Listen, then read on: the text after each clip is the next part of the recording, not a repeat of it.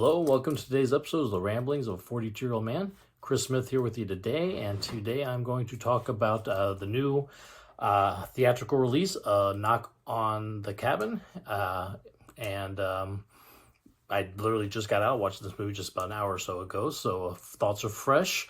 So we'll go over a little bit about that and the book that it is based off of, and I'll tell you my thoughts on the new movie that just came out today.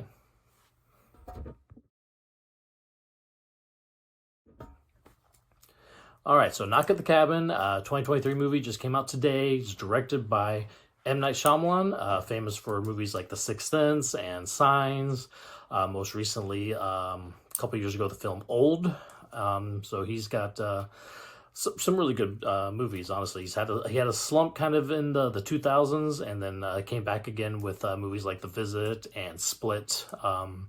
And then he had Glass, and most recently, like I said, Old. And this one is kind of different. He typically writes his own movies, and he did write the screenplay for this, but it was based on a book, which is, again, kind of new for him.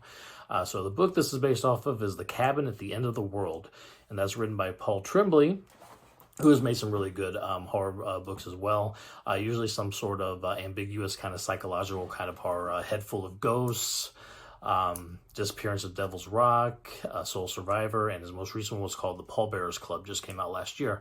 I've read all of those, and then he's one of my favorite authors out there. He's done a wonderful job. Like I said, he kind of, I don't know if he's purposely done it. I've listened to interviews where he just kind of says that it just kind of happens this way with the way he writes, but almost all of his stories, there's some ambiguity in them about what's going on, and same thing happens with this one. So, Knock at the Cabin, you got two men in a relationship with their adopted daughter. They're staying at a kind of a vacation cabin out in the woods. It sounds like it's something they picked up on Airbnb possibly or something like that.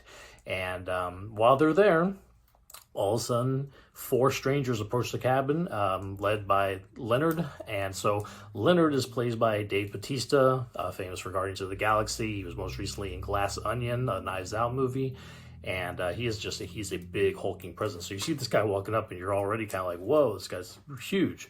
But the character he's playing, Leonard, is very calm, very quiet, very soft-spoken. And so you're not quite sure, he's kind of almost like seems harmless, but not quite sure exactly what it is that they're up to when they're there. So the two dads are played by Jonathan Groff, voice of Kristoff from Frozen.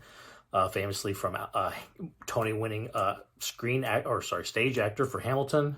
He was also in the latest Matrix movie that just came out a couple years ago.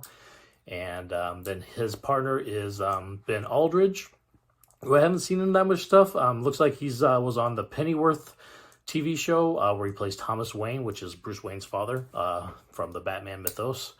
And so this was my first time seeing him. And they got a little cute adopted daughter, Wynn is her name, a little Asian girl, and the actress that's playing her does a really great job. Usually with young child actresses, I think she was supposed to be 8. I'm not quite sure how old the actress is, but she looks like she's about 8 years old, and she does a really wonderful job.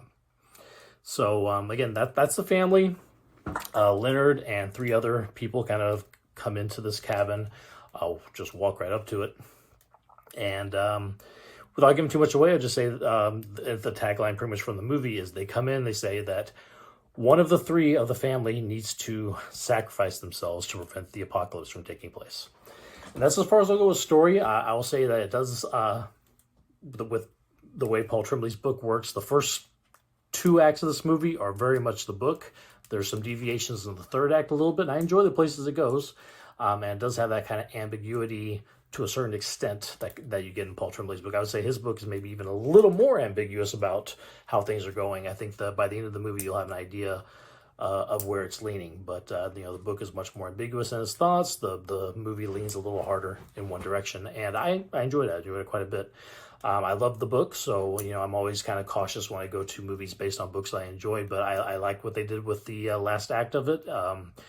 I believe that the last act of the book would have been a little harder to have on screen, so I think they did a good job with being able to bring it into movie form. And I like M Night Shyamalan. I think obviously as a director he is amazing.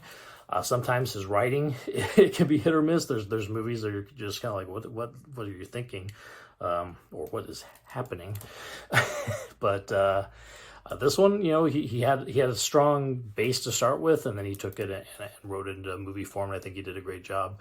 I've enjoyed his input recently. Split, I thought was great. The Visit was really good, and this just follows along with what I kind of think is a resurgence for him. Get back to the days of Signs and Unbreakable and The Sixth Sense. Those are all classics in my opinion. So again, this movie came out today, so in theaters now. I think a pretty wide release. You should be able to see it almost anywhere that you can go to the movie theater, and I would definitely give it a recommendation. It's not like an indie horror or really super scary horror. It is a lot of more kind of drama to it, so I'd say it's a little more far-reaching maybe than some of the other movies I talk about. I know some of the horror movies I talk about aren't for everybody. I think most people would enjoy this story. It's a very good story. So that is Knock at the Cabin, out today. If you're wanting to go see it, I give it a recommend for me. So thank you for listening to my ramblings today. We'll be back over the weekend with some thoughts from David for David's Den, and then we'll do a Katie's Corner, and then we'll be back next week some more of my ramblings. So thank you for listening. You guys have a great day.